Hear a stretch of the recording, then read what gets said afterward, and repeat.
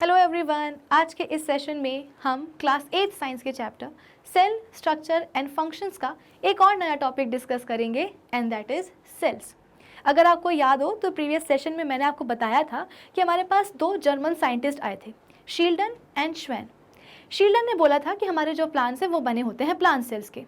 श्वेन ने बोला था कि हमारे जो एनिमल्स हैं वो बने होते हैं एनिमल सेल्स के। तो शील्डन एंड श्वेन के इन्हीं दोनों स्टेटमेंट्स के ऊपर एक कंसेप्ट निकल करके आया था और वो कंसेप्ट था सेल थ्योरी का। सेल थ्योरी में बोला गया था कि a cell is the structural and functional unit of life.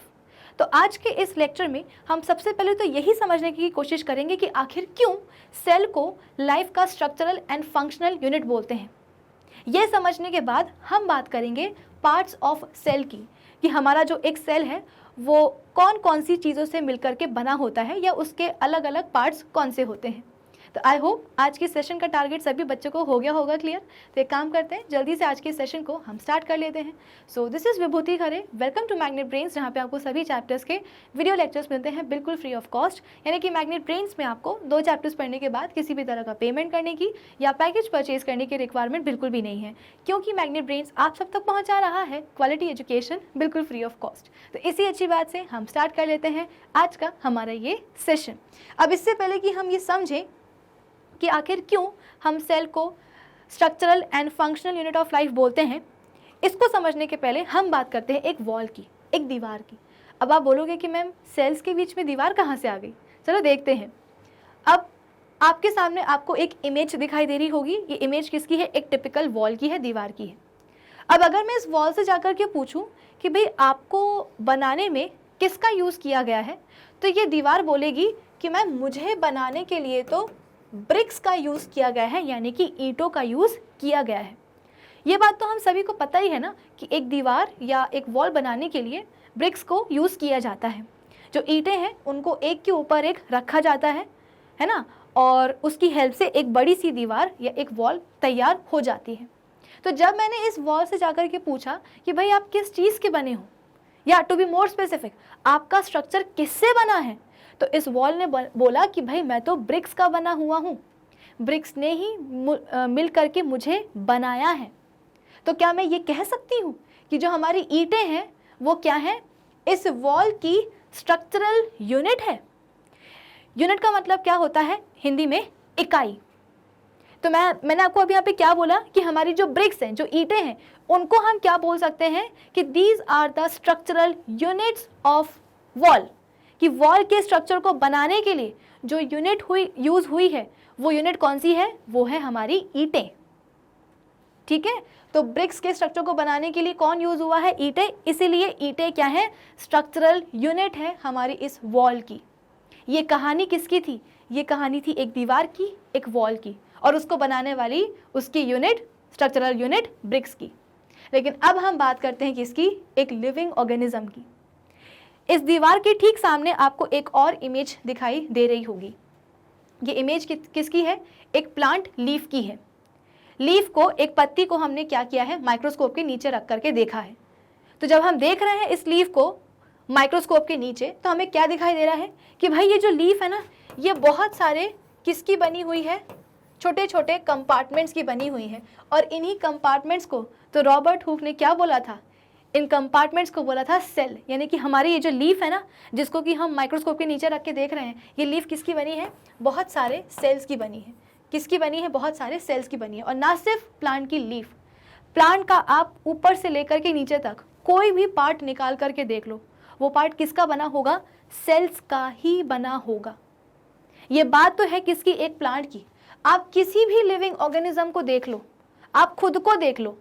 हमारी बॉडी में, हमारी जो बॉडी है वो किसकी बनी होती है? हमारी बॉडी भी बनी होती है सेल्स की। हमारी बॉडी में ट्रिलियंस ऑफ सेल होते हैं। Cell cell cell cell cell और बहुत सारे सेल मिलके क्या बना देते हैं? एक ह्यूमन बॉडी बना देते हैं। तो एक ह्यूमन बॉडी में ट्रिलियंस ऑफ सेल होते हैं। मिलियंस एंड बिलियंस तो छोड़ ही दो, दूर की बात है वो। तो जब भी आप किसी लिविंग ऑर्गेनिज्म को देखते हो, चाहे वो एक प्लांट हो, कोई एनिमल हो, या कोई एक माइक्रो ऑर्गेनिज्म हो, चाहे वो कोई भी लिविंग ऑर्गेनिज्म हो, वो लिविंग ऑर्गेनिज्म किसका बना होता है? सेल्स का ही बना होता है। अगर मैं बात करूं किसकी? अमीबा की। याद होगा आपको हमने माइक्रो ऑर्गेनिजम्स के बारे में पढ़ा है अपने प्रीवियस चैप्टर्स में, तो हमने बात अमीबा की भी करी थी, ठीक है। तो अमीबा के लिए मैंने आपको बताया था कि ये क्या है, एक सिंगल सेल्ड ऑर्गेनिज्म है, यानी कि एक ऐसा ऑर्गेनिज्म जो कि किसका बना हुआ है, जो कि बना हुआ है केवल एक सेल का। असली में जो अमीबा है वो कुछ इस तरीके का दिखाई देता है। तो ये जो असली अमीबा है ये किसका बना है, एक सेल का बना है। इसकी पूरी बॉडी सिर्फ और सिर्फ एक ही सेल की बनी है, समझे। और वही इसके सामने क्या है, एक बैनियन ट्री है, और ये बैनियन ट्री किसका बना है, ट्रिलियंस ऑफ सेल से मिलके बना है। तो चाहे वो लिविंग ऑर्गेनिज्म कैसा भी हो, माइक्रोस्कोपिक हो, प्लांट हो, एनिमल हो, इंसेक्ट हो, चाहे कुछ भी हो, अगर वो लिविंग ऑर्गेनिज्म है तो वो किसका बना होगा, सेल्स का ही बना होगा। तो आप ये बोल सकते हो कि लिविंग ऑर्गेनिज्म की स्ट्रक्चर को बनाने के लिए क्या चाहिए है, सेल्स चाहिए हैं। और इसीलिए तो सेल को हम क्या बोलते हैं, the structural unit of life. कि अगर आपको किसी ऑर्गेनिज्म के अंदर जान डालनी है ना, अगर आपको किसी ऑर्गेनिज्म को बोलना है कि ये क्या है, एक लिविंग ऑर्गेनिज्म है, तो इसके लिए आपको क्या करना पड़ेगा, उसमें लाइफ डालनी पड़ेगी। और लाइफ के लिए बहुत इंपॉर्टेंट क्या है, हमारे सेल्स हैं। तो अगर सेल है तो समझ लो कि वहाँ पे लाइफ है, समझे। इसीलिए बोला जाता है कि the structural unit of life is. Life मतलब क्या, लाइफ मतलब कि भाई जिसमें लाइफ होती है, जिसमें जीवन होता है, वही तो जिंदा होता है ना। तो अगर हम बोल रहे हैं कि सेल क्या है, एक स्ट्रक्चरल यूनिट है लाइफ की, तो लाइफ मतलब क्या, लिविंग ऑर्गेनिजम्स। तो हर एक लिविंग ऑर्गेनिज्म को बनाने के लिए क्या चाहिए होते हैं, सेल्स चाहिए होते हैं।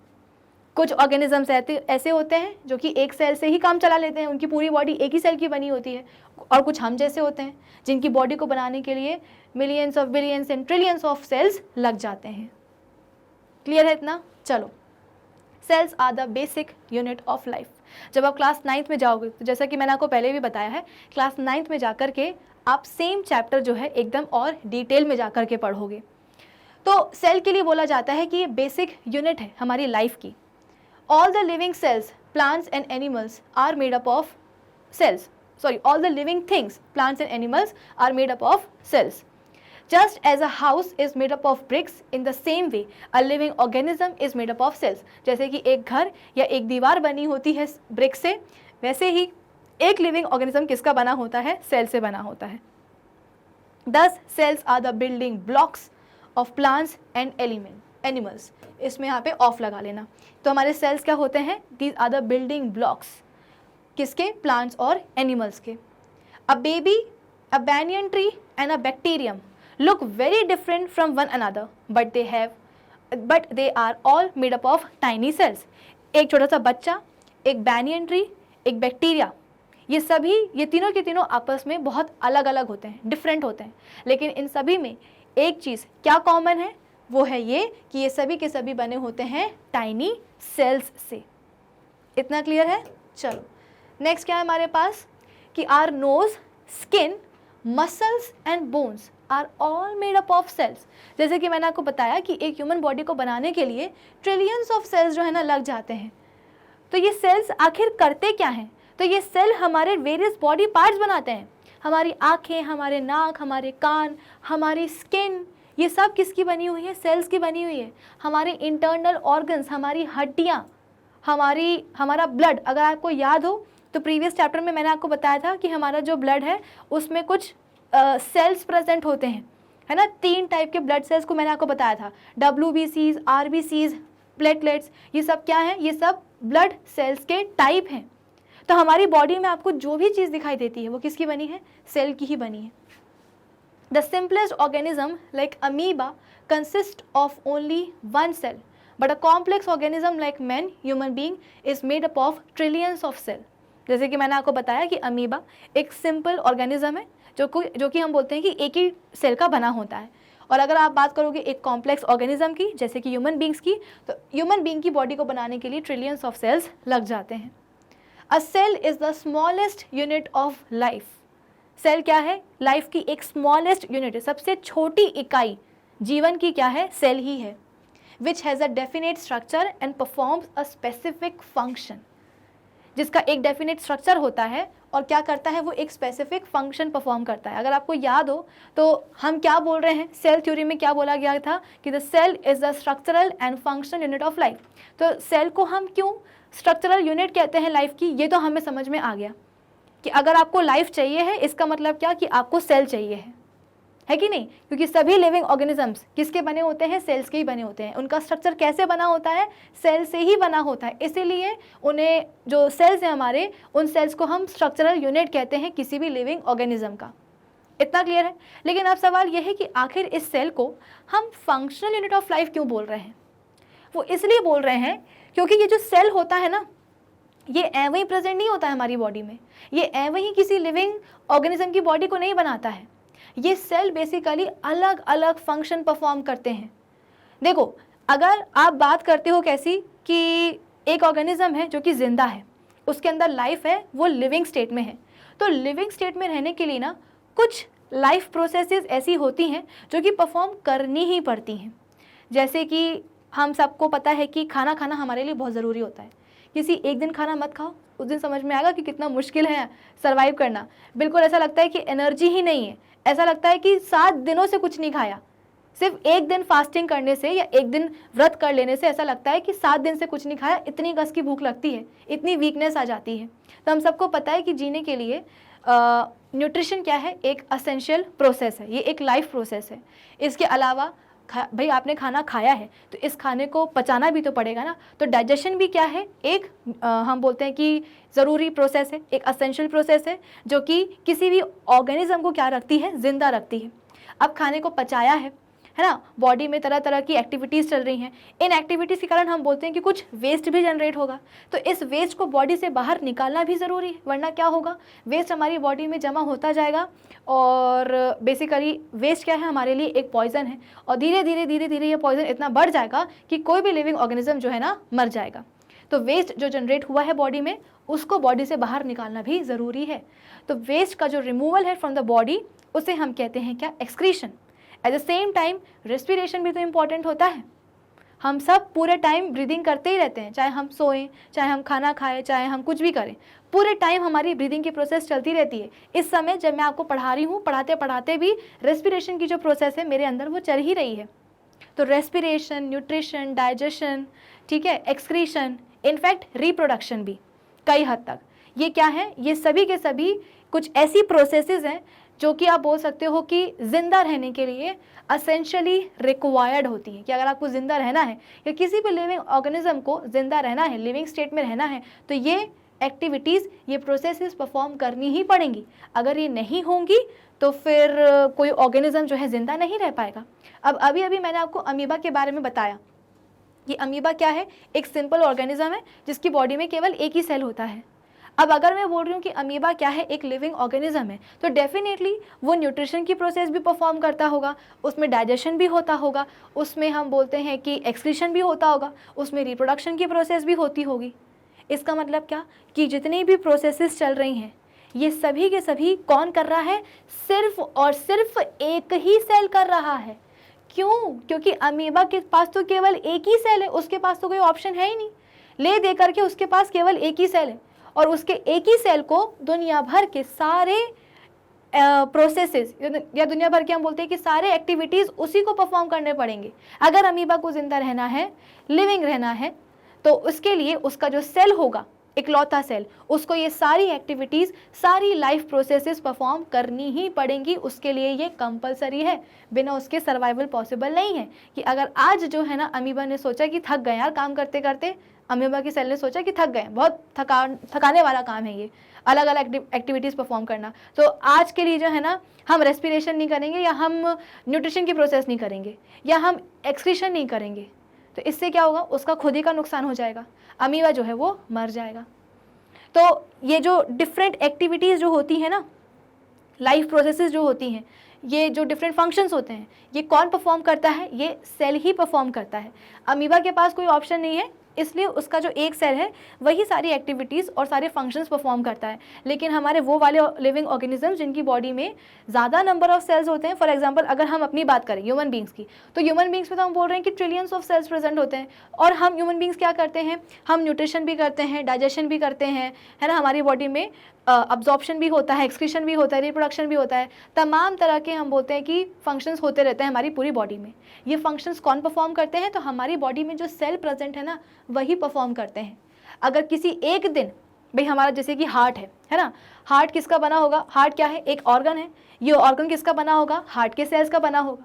तो अगर एक दिन हार्ट के सेल्स ने सोचा कि यार बहुत हो गया, अब जो है ना हम थक गए हैं, एक दिन का हमको भी ब्रेक चाहिए है, तो अगर एक दिन भी हार्ट के सेल्स ने डिसाइड कर लिया कि आज हम काम नहीं करेंगे, तो उस दिन बड़ी समस्या होने वाली है।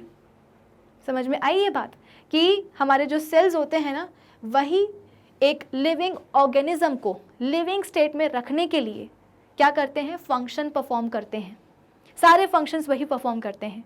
तो इसीलिए सेल्स को हम बोलते हैं क्या, the functional unit of life, कि अगर जीवन है, लाइफ है, तो इसके लिए आपको चाहिए है क्या, सेल, क्योंकि सेल ही क्या करेगा, लिविंग ऑर्गेनिज्म का स्ट्रक्चर बनाएगा, और सेल ही क्या करेगा, लिविंग ऑर्गेनिज्म को जिंदा रखेगा। कैसे जिंदा रखेगा, तो अलग अलग अलग फंक्शंस परफॉर्म करके।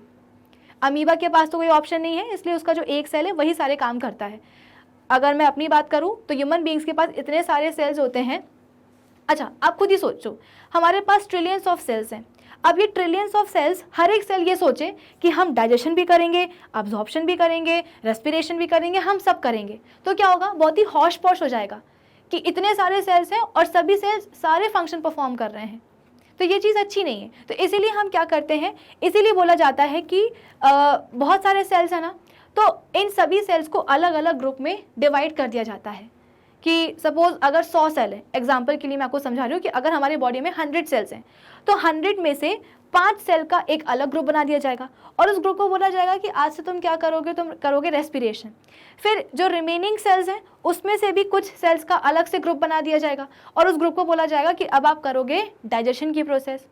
फिर इसके बाद में जो बचे हुए सेल्स होंगे उनमें से भी कुछ सेल्स को उठा करके एक ग्रुप बना दिया जाएगा, और उनसे बोला जाएगा कि अब आप करोगे क्या, एक्सक्रीशन की प्रोसेस। यानी कि जो सेल्स है ना, उनमें हम डिवीजन ऑफ लेबर हमें दिखाई देता है। यानी कि हमारे जो बेसिकली जो मल्टी सेलुलर ऑर्गेनिजम्स होते हैं, क्या बोला मैंने, कौन सा वर्ड लिया यहाँ पे मैंने, मल्टी सेलुलर। मल्टी सेलुलर का मतलब क्या है, देखो सेलुलर का मतलब क्या होता है, सेल, और मल्टी मतलब बहुत सारे। तो ऐसे हमारे लिविंग ऑर्गेनिजम्स जिनकी बॉडी में बहुत सारे सेल्स होते हैं उनको हम कहते हैं मल्टी सेल्यूलर ऑर्गेनिजम्स। तो हमारे जो मल्टी सेलुलर ऑर्गेनिजम्स होते हैं ना, उनमें आपको डिवीजन ऑफ लेबर दिखाई देता है कि उनकी बॉडी में सेल्स तो बहुत सारे प्रेजेंट हैं, और इन सेल्स को हम क्या बोल देते हैं, एक एक बेसिकली कुछ सेल्स का एक ग्रुप बना दिया, और उस ग्रुप को हमने बोल दिया कि आज के बाद आप सिर्फ यही वाला काम करोगे। हम मानते हैं कि हर एक सेल हर एक फंक्शन परफॉर्म कर सकता है, लेकिन हम क्या करते हैं, कुछ सेल्स का बना देते हैं ग्रुप, और उस ग्रुप को हम केवल एक काम असाइन कर देते हैं कि आज के बाद आप केवल यही वाला काम करोगे। क्योंकि जितने ज़्यादा सेल्स होंगे उतने ज़्यादा एक्टिविटीज़ भी करनी पड़ेंगी, और अगर सभी के सभी सेल्स सारे फंक्शंस परफॉर्म करेंगे तो दिक्कत हो जाएगी, हौश पौश हो जाएगी कंडीशन। इसीलिए आप ये बोल सकते हो कि एक डेफिनेट काम असाइन कर देना पर्टिकुलर ग्रुप को सेल्स के, वो ज़्यादा कन्वीनियंट होता है। जैसे कि आपके स्कूल में आपके क्लास में 100 बच्चे हैं, ठीक है, अब 100 बच्चों के बीच में कंपटीशन हो रहा है, सिंगिंग कंपटीशन, डांसिंग कंपटीशन, है ना, पोस्टर मेकिंग कंपटीशन, कई तरह के कंपटीशन है। अब सभी बच्चों ने बोला कि मैम हम तो डांस भी कर सकते हैं, हम तो गाना भी गा सकते हैं, हम पोस्टर भी बना सकते हैं। तो टीचर हो गई कंफ्यूज, उसने बोला कि इतने सारे बच्चे और सभी बच्चे हर एक एक्टिविटी में परफॉर्म करेंगे, ये तो बड़ी मुश्किल की बात है। तो टीचर ने क्या किया, इन 100 बच्चों को उठा करके अलग अलग ग्रुप में डिवाइड कर दिया कि 10 बच्चों का ग्रुप क्या करेगा, सिंगिंग कंपटीशन में पार्टिसिपेट करेगा, 10 बच्चों का ग्रुप डांस में पार्टिसिपेट करेगा, 10 बच्चों का ग्रुप जो है ना पोस्टर कंपटीशन में भाग लेगा, और जो रिमेनिंग 10 बच्चों का ग्रुप है वो ऑडियंस बन जाएगा। ठीक है, तो कुछ इस तरीके से टीचर ने क्या करा, डिवीजन कर दिया कि अब सिस्टमैटिकली काम होगा। तो ऐसा ही सिस्टमैटिक काम कहाँ होता है, मल्टी सेलुलर लिविंग ऑर्गेनिजम्स की बॉडी में। क्यों, क्योंकि यहाँ पे नंबर ऑफ सेल्स बहुत ज़्यादा होते हैं, तो यहाँ पे आपको डिवीजन ऑफ लेबर दिखाई देता है कि आपने काम को क्या कर दिया है, बांट दिया है। किसके बीच में बांट दिया है, तो सेल्स के बीच में बांट दिया है। तो अगर कंक्लूजन हमने क्या निकाला, कंक्लूजन हमने ये निकाला कि अगर लाइफ है, कोई भी लिविंग ऑर्गेनिज्म तभी जिंदा होगा, तभी उसमें जीवन होगा जब वो किसका बना होगा, सेल्स का बना होगा। तो सेल ही किसी लिविंग ऑर्गेनिज्म की स्ट्रक्चर को बनाते हैं और सेल ही क्या करते हैं, उस लिविंग ऑर्गेनिज्म में अलग अलग फंक्शंस परफॉर्म करते हैं। इसीलिए सेल को हम क्या कहते हैं, the structural and functional unit of life. Clear हो गया इतना? चलो अब इसके बाद में यहाँ पे क्या बोला गया है कि जो हमारे सेल्स होते हैं उनका एक डेफिनेट स्ट्रक्चर होता है और वो एक स्पेसिफिक फंक्शन परफॉर्म करते हैं। ठीक है, most of these cells are very very small which can not be seen with naked eyes. अब कुछ सेल्स ऐसे होते हैं जो कि इतने छोटे होते हैं कि आप उनको बिना माइक्रोस्कोप की हेल्प से जो है ना देख ही नहीं सकते हो। फिर in 1858 a German biologist Rudolf Virchow presented the idea omnis cellula is cellula, which means that all the living cells arise from pre-existing cells। अगर आपको याद हो तो प्रीवियस सेशन में मैंने आपको बताया था कि हमारे दिमाग में एक सवाल आता है कि मान लिया कि सेल हमारी लाइफ के लिए बड़े इंपॉर्टेंट है, कि लाइफ है तो मतलब क्या, सेल्स भी होना चाहिए। सवाल ये है कि आखिर ये सेल्स आते कहाँ से हैं। जैसे मैं आपको बताऊँ कि हमारे पास क्या है, एक छोटा सा बेबी है, ह्यूमन बेबी है ना, एक बच्चा है छोटा सा। वो बच्चा इतना सा है तो उसकी इतनी सी बॉडी में इतने से सेल्स होंगे। अब जैसे जैसे जैसे वो बच्चा ग्रो करेगा, है ना, तो उसकी बॉडी की ग्रोथ होगी, उसकी बॉडी की डेवलपमेंट होगी, उसकी हाइट बढ़ेगी, उसका वेट बढ़ेगा। इसका मतलब क्या कि उसकी बॉडी में जो नंबर ऑफ सेल्स हैं वो भी इंक्रीज होंगे, है कि नहीं। एक छोटा सा बच्चा, उसकी हाइट इतनी सी, तो उस बच्चे में इतने से सेल्स प्रेजेंट होंगे। लेकिन एक बच्चा जब इतना बड़ा हो जाएगा तो उसकी इतनी बड़ी बॉडी में नंबर ऑफ सेल्स भी तो इंक्रीज होंगे ना।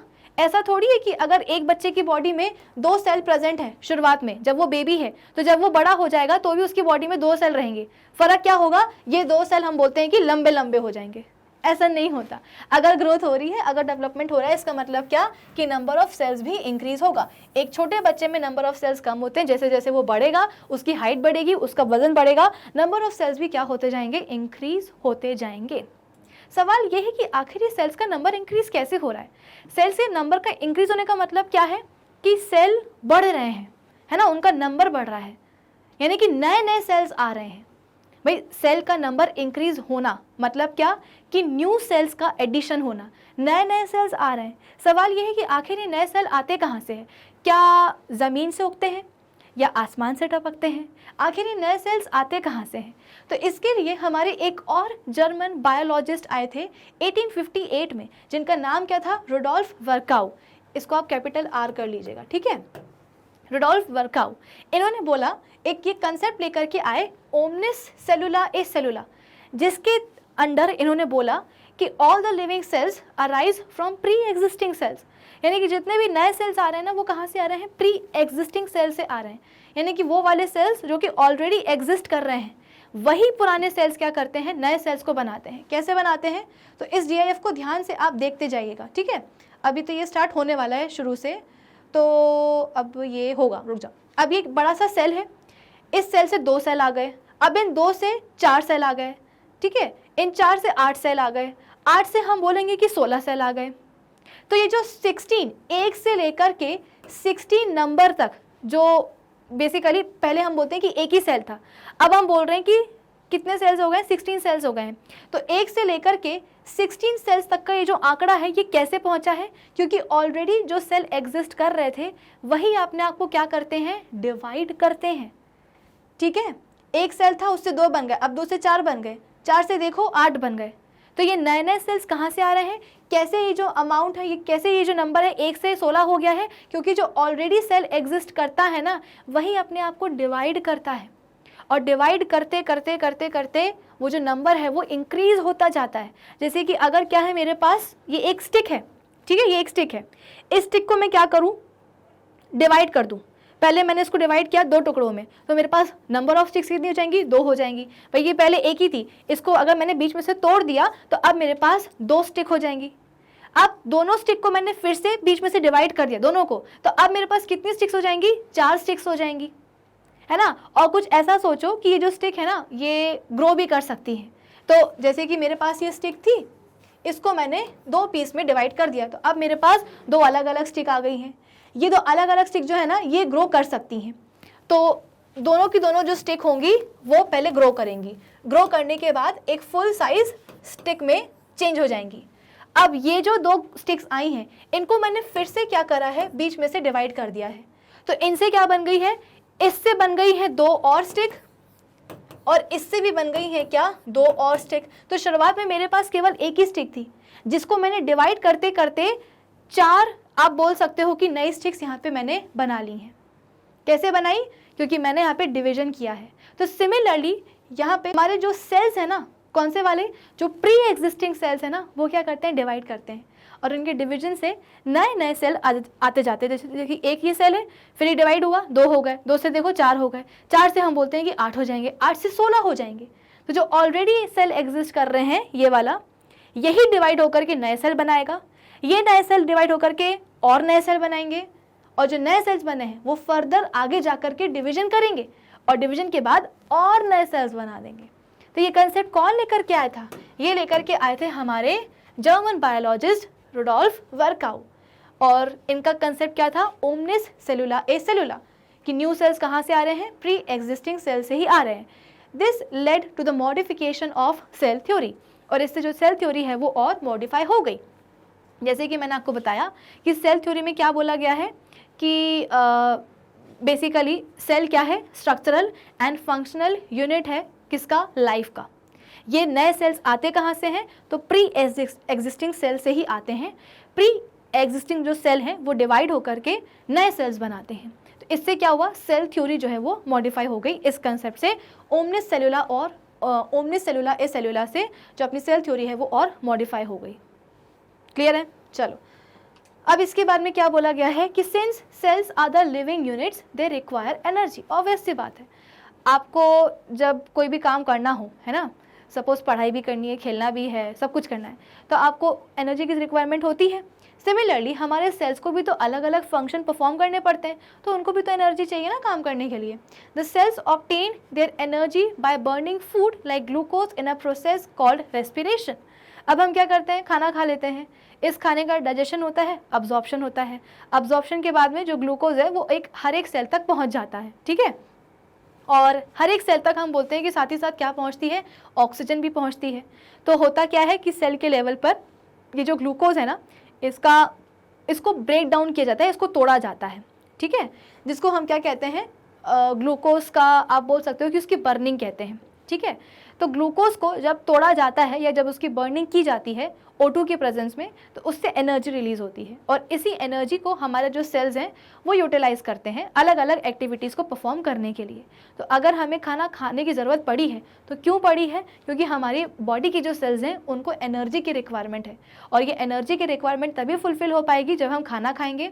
खाना खाने के बाद जो ग्लूकोज बनेगा, इस ग्लूकोज को जब तोड़ा जाएगा या इसका जब हम बोलते हैं कि इसको जलाया जाएगा, उससे निकलेगी एनर्जी, और इसी एनर्जी को हम बोलते हैं कि यूटिलाइज करा जाता है सेल्स के द्वारा, और वो इससे अपनी एनर्जी की जो रिक्वायरमेंट है उसको फुलफिल करते हैं। The cells are of 2 main types, एक होते हैं एनिमल सेल्स और एक होते हैं प्लांट सेल्स। ऑब्वियस सी बात है, देखो प्लांट्स और एनिमल्स में फ़र्क होता है कि नहीं होता। प्लांट्स को कौन बनाता है, प्लांट सेल्स। एनिमल्स को कौन बनाता है, एनिमल सेल्स। तो अगर मैं बोल रही हूँ कि एक प्लांट और एक एनिमल की बॉडी में डिफरेंस है, तो डिफरेंस क्यों है, क्योंकि उनको बनाने वाले जो सेल्स हैं, जो प्लांट और जो एनिमल सेल्स हैं, उनके बीच में डिफरेंस है। ऑब्वियस सी बात है, मैंने आपको समझाया ना कि लिविंग ऑर्गेनिज्म को कौन बनाता है, सेल्स ही बनाते हैं। तो एनिमल्स को बनाया है एनिमल सेल्स ने, और प्लांट्स को बनाया है हमारे प्लांट सेल्स में। तो अगर मैं बोल रही हूँ कि प्लांट और एनिमल के बीच में डिफरेंस है, तो डिफरेंस क्यों आ रहा है, क्योंकि उनको बनाने वाले जो सेल्स है ना, उनके बीच में डिफरेंस है। एनिमल सेल अलग होते हैं, प्लांट सेल अलग होते हैं। Though many things are common between animal cells and plant cells, but they differ in some ways, ठीक है। तो बेसिकली कुछ चीज़ें हम बोलते हैं कि कॉमन भी होती हैं प्लांट और एनिमल सेल्स में, लेकिन बहुत सी चीज़ें अलग अलग भी होती हैं। कैसे, हम समझेंगे आगे अपने इसी चैप्टर में, हम समझेंगे जब हम प्लांट और एनिमल सेल्स को क्या करेंगे, आपस में कंपेयर करेंगे। तो यहाँ पे क्या बोला गया है कि each cell has a number of smaller parts in it. Some of the parts are present in all the types of cells, that is plants and animal cells, but certain parts are found only in plant cells. They are not present in animal cells. जैसे कि मैंने आपको बोला कि plant और animal cells में, चलो इसको हम समझते हैं एक बेसिक एग्जाम्पल से, कि हम सबको पता है कि हमारे प्लांट्स क्या होते हैं, प्रोड्यूसर्स होते हैं, यानी कि वो अपना खाना खुद ही बना लेते हैं। उनके पास उनकी बॉडी में खुद की एक किचन होती है और इस किचन में वो अपना खाना बना लेते हैं। लेकिन अगर मैं बात करूँ एनिमल्स की, तो एनिमल्स तो अपना खाना नहीं बना सकते। तो ये जो डिफरेंस आया है, मैंने आपको बताया ना कि प्लांट्स और एनिमल्स में डिफरेंस होता है। डिफरेंस क्यों हो रहा है? क्योंकि उनको बनाने वाले जो सेल्स हैं वो आपस में डिफरेंट हैं। तो हमने बोला कि प्लांट्स अपना खाना बना सकते हैं लेकिन एनिमल्स नहीं बना सकते। तो ऐसा क्यों? क्योंकि प्लांट्स के पास ऐसे सेल होते हैं जो कि क्या करते हैं, सन से जो आने वाली जो सनलाइट है उसको वो कैप्चर करते हैं और सोलर एनर्जी की हेल्प से अपना खाना बना लेते हैं, यानी कि प्लांट का खाना बना लेते हैं। लेकिन अनफॉर्चुनेटली हम एनिमल्स के पास वो वाले सेल्स नहीं होते हैं। अगर होते तो शायद हम भी अपना खाना खुद ही बना लेते।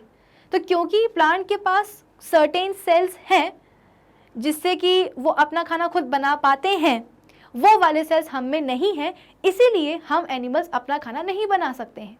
तो यहाँ पे यही बोला गया है कि each cell has a number of small parts, है ना। हर एक सेल के पास कुछ कुछ स्मॉल पार्ट्स होते हैं। उसके अंदर कुछ पार्ट्स ऐसे होते हैं सेल में जो कि सभी टाइप के सेल्स में होते हैं। जैसे कि मैंने आपको यहाँ पे बताया कि 2 टाइप के सेल हो रहे हैं, एक एनिमल सेल और एक प्लांट सेल्स।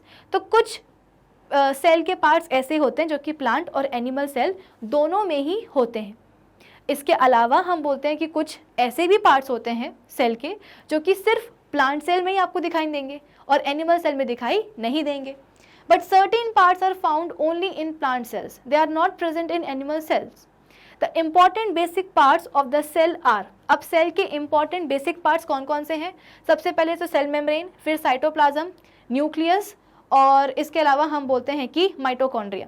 तो धीरे धीरे जैसे जैसे हम अपने सेशन में आगे बढ़ेंगे, एक एक करके हम सभी सेल के पार्ट्स को जो है ना डिस्कस करते जाएंगे। The parts which are present only in the plant cells are, जैसे कि मैंने आपको बताया कि कुछ पार्ट्स ऐसे होते हैं सेल के जो कि सिर्फ प्लांट सेल्स में प्रेजेंट होते हैं, एनिमल में नहीं होते हैं। तो कौन से हैं वो पार्ट्स? तो cell wall, chloroplast and large vacuole. अब एक एक करके हम धीरे धीरे सेल के सभी पार्ट्स को एकदम डिटेल में जाकर के समझने की कोशिश करते हैं। तो सबसे पहले हम बात करते हैं किसकी? सेल मेम्ब्रेन की, जिसको हम प्लाज्मा मेम्ब्रेन भी कहते हैं। सेल मेम्ब्रेन का ही दूसरा नाम होता है क्या? Plasma membrane. अब क्या बोला गया है यहाँ पे कि every cell is covered by a thin sheet or layer which is called cell membrane. हर एक सेल जो होता है वो एक थिन शीट या हम बोल सकते हैं कि लेयर से कवर्ड होता है, जिसको हम बोलते हैं क्या? Cell membrane. तो बेसिकली सेल की जो कवरिंग है उसे, सेल की कवरिंग क्या है? Plasma membrane. It is living ultra thin structure and made up of lipid and proteins. ये मतलब लिविंग होती है ये, और इसका जो स्ट्रक्चर है वो काफ़ी पतला होता है, और ये किसकी बनी होती है? लिपिड्स और प्रोटीन्स की बनी होती है। The cytoplasm and the nucleus are enclosed within the cell membrane. और सेल का जो साइटोप्लाज्म और जो न्यूक्लियस है वो किसके अंदर एनक्लोज होता है? तो सेल मेम्ब्रेन के अंदर ही एनक्लोज होता है। अगर मैं एक बहुत ही टिपिकल सेल का स्ट्रक्चर बनाने की कोशिश करूं तो कुछ ऐसा बनेगा कि अपना ये क्या है? सेल है, ठीक है। सेल के अंदर यहाँ पे आपको एक फ्लूइड मैट्रिक्स दिखाई देगा जिसको हम बोलते हैं क्या? साइटोप्लाज्म। क्या बोलते हैं? साइटोप्लाज्म। और इस साइटोप्लाज्म के अंदर एक स्फेरिकल स्ट्रक्चर होता है, और इस स्फेरिकल स्ट्रक्चर को हम बोलते हैं क्या? न्यूक्लियस। तो सेल के अंदर जो न्यूक्लियस और ये जो साइटोप्लाज्म है ये किसके अंदर एनक्लोज्ड है? तो ये जो आपको एक कवरिंग दिखाई दे रही होगी, इस कवरिंग के अंदर एनक्लोज्ड है, इस कवरिंग के अंदर बंधे हुए हैं, और इस कवरिंग को ही हम क्या बोलते हैं? इसे हम कहते हैं सेल मेम्ब्रेन। क्या बोलेंगे भाई? Cell membrane. तो यहाँ पे एग्जैक्टली यही बोला गया है कि हर एक सेल, अब वो प्लांट हो चाहे वो एनिमल सेल हो, वो कोई भी सेल हो, हर एक cell is covered by a thin sheet or layer, और इस थिन शीट को हम क्या कहते हैं? सेल मेम्ब्रेन कहते हैं। यानी कि हर एक सेल के ऊपर क्या होती है? एक सेल मेम्ब्रेन होती है, और ये सेल मेम्ब्रेन हम बोलते हैं कि एक कवरिंग का काम करती है। इट इज़ लिविंग, ये लिविंग होती है, इसका स्ट्रक्चर काफ़ी थिन होता है, और ये प्रोटीन्स और लिपिड्स की बनी होती है। The cytoplasm and nucleus are enclosed within the cell membrane. It keeps the cell contents separated from the external environment. अच्छा, इस पॉइंट को समझने के लिए अगर मैं बोलूँ सपोज मैंने ये मिटा दिया, अब मैं बोलूँ कि ये क्या है, एक सेल है, तो आप बोलोगे कि मैम ये कैसा सेल है, हमें तो दिखाई नहीं दे रहा। हाँ, हमें कुछ फ्लूइड मैट्रिक्स दिखाई दे रहा है, जिसको आपने बताया है कि ये क्या है, साइटोप्लाज्म है, और इस साइटोप्लाज्म के अंदर हमको एक स्फेरिकल स्ट्रक्चर समझ में आ रहा है, जिसको कि आपने बोला है कि न्यूक्लियस है। लेकिन सेल तो हमें दिखाई नहीं दे रहा, हमें कुछ कुछ चीज़ें दिखाई दे रही हैं सेल की, सेल का कंटेंट दिखाई दे रहा है, लेकिन सेल दिखाई नहीं दे रहा। क्यों दिखाई नहीं दे रहा? क्योंकि मैंने इसकी जो प्लाज्मा मेम्ब्रेन है ना, जो मैंने इसकी जो सेल मेम्ब्रेन है, वही मैंने हटा दी। तो सपोज अगर बाहर हम बोल रहे हैं कि एक्सटर्नल एनवायरनमेंट में कुछ और चीज़ें भी पड़ी हुई हैं, ठीक है, ये क्या है, एक्सटर्नल एनवायरनमेंट में पड़ी हुई कुछ और चीज़ें। तो अगर इस सेल के ऊपर इसकी प्रोटेक्टिव कवरिंग नहीं होगी, सेल मेम्ब्रेन नहीं होगी, तो एक्सटर्नल एनवायरनमेंट का जो कंटेंट है वो क्या हो जाएगा, सेल के कंटेंट के साथ जाकर के मिक्स हो जाएगा। तो इसीलिए हम बोलते हैं कि सेल के अराउंड उसके साइटोप्लाज्म और न्यूक्लियस को एनक्लोज करने वाली क्या होनी चाहिए, एक प्रोटेक्टिव लेयर होनी चाहिए, एक प्रोटेक्टिव कवरिंग होनी चाहिए, और जिसको हम क्या बोलते हैं, जिसको हम बोलते हैं सेल मेम्ब्रेन।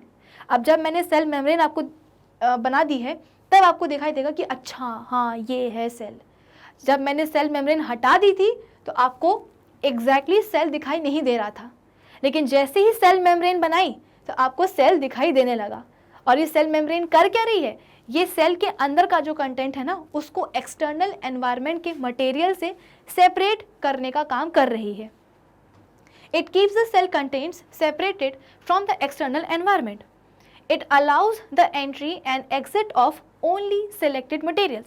अब देखो, माना कि हमारी जो सेल मेम्ब्रेन है वो क्या कर रही है, सेल के अंदर का जो कंटेंट है उसको बाहर के एक्सटर्नल एनवायरनमेंट का जो भी मटेरियल्स है ना, उससे वो सेपरेट करके रख रही है। लेकिन सेल मेम्ब्रेन जो है ना, वो सेल को आइसोलेट नहीं कर देती है।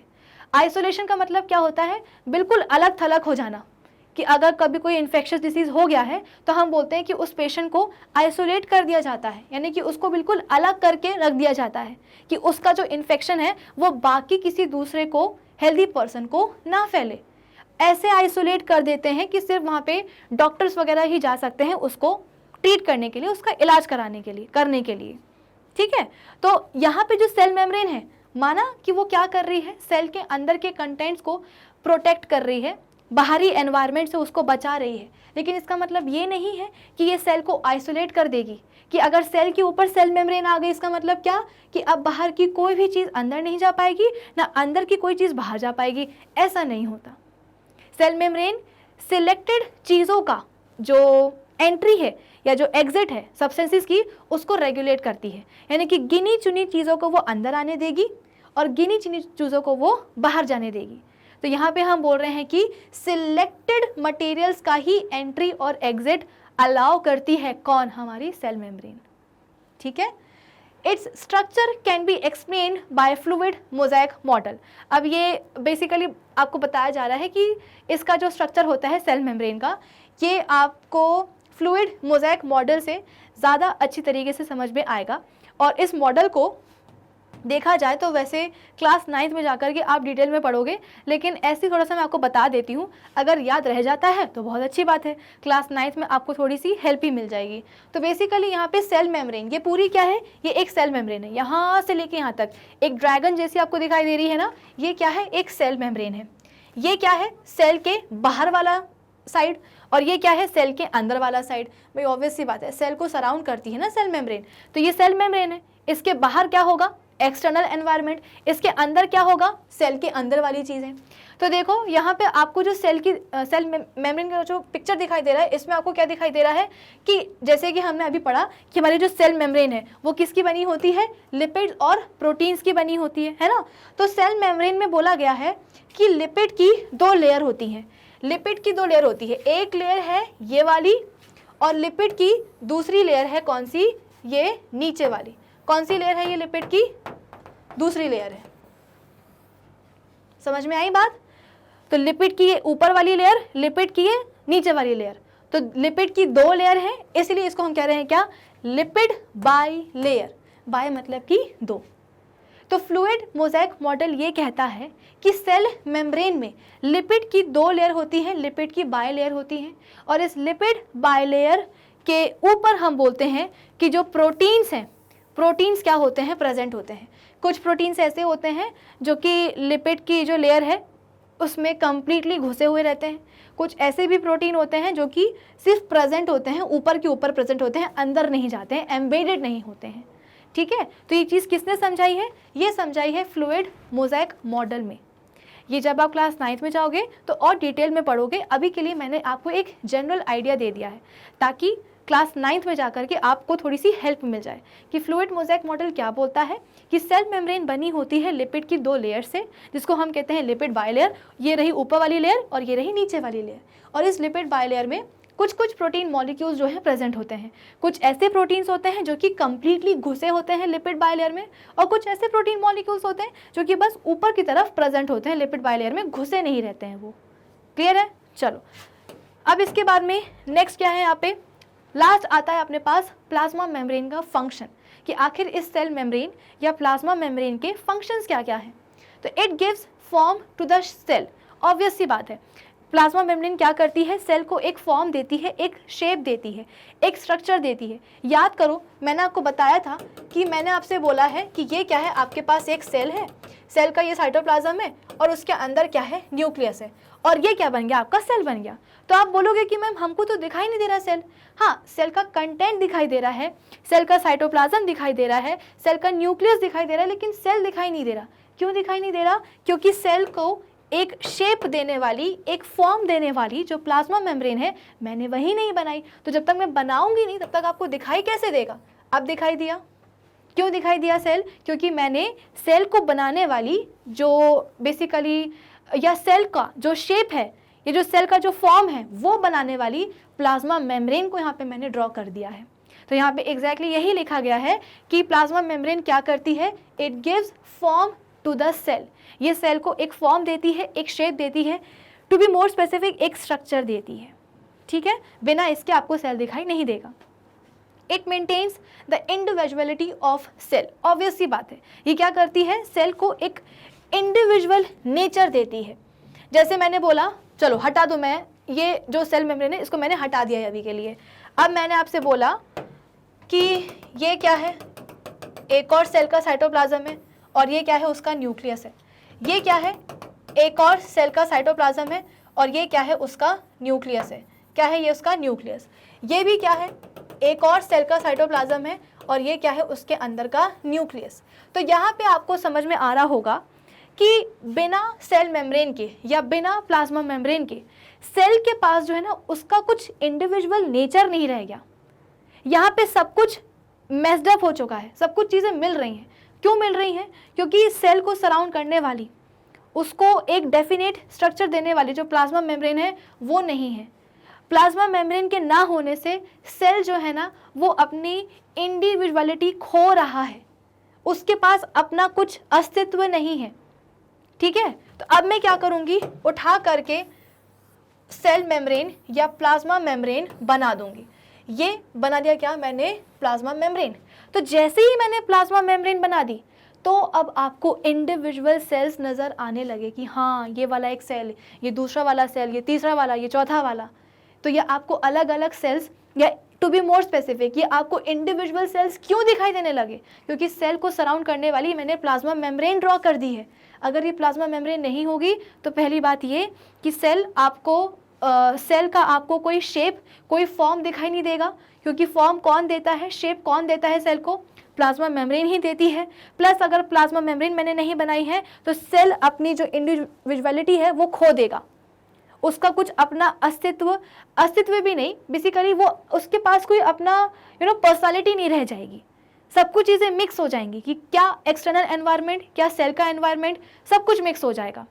ठीक है, it keeps the cell contents in place and prevents their mixing with the extra cellular materials. Extra cellular material का मतलब क्या होता है, वो वाला मटेरियल जो कि सेल के बाहर है। तो ये बात तो मैंने आपको ऑलरेडी समझा दी है। It protects the cell from the injury, और ये सेल को क्या करता है, इंजरी से प्रोटेक्ट करता है। इसीलिए तो हम प्लाज्मा मेम्ब्रेन को क्या बोल रहे हैं कि ये एक प्रोटेक्टिव कवरिंग होती है सेल की। क्यों? क्योंकि ये सेल को इंजरी वगैरह से प्रोटेक्ट करती है। It forms organelles with in the cytoplasm. अब इस साइटोप्लाज्म के अंदर जो है ना कई सारे ऑर्गेनल्स भी होते हैं, जैसे कि माइटोकॉन्ड्रिया हो गया, है ना, वैक्यूल्स वगैरह हो गए।